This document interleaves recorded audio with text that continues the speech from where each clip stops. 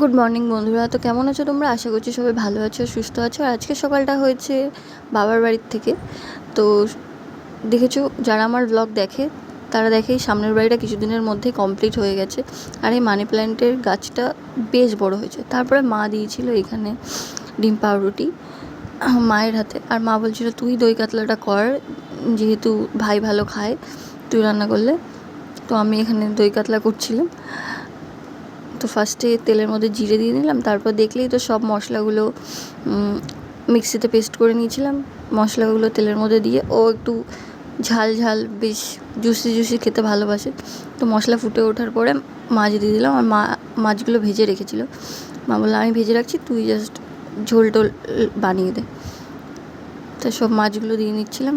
আর এই রান্নাঘর থেকে বাইরে দেখতে বেশ ভালো লাগে।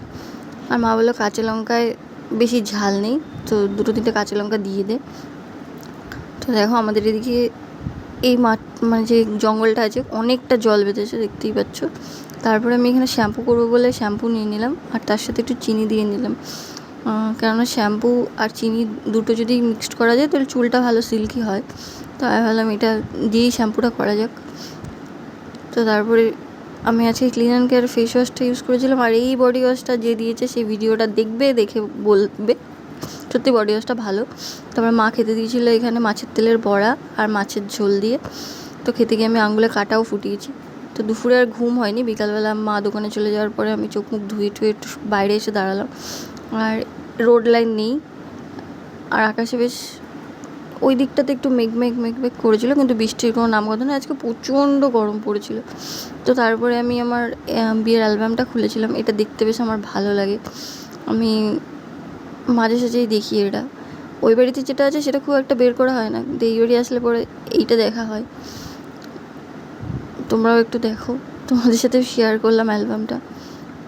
তো এখানে আমার অনেক পছন্দের ছবি আছে, যাতে বাবা আছে।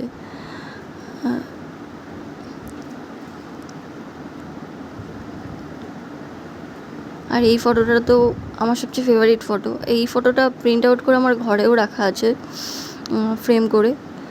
আর এই যে উনি, আর এই ফ্রেমে আমার সব প্রিয় মানুষগুলো আছে, সবাই আছে।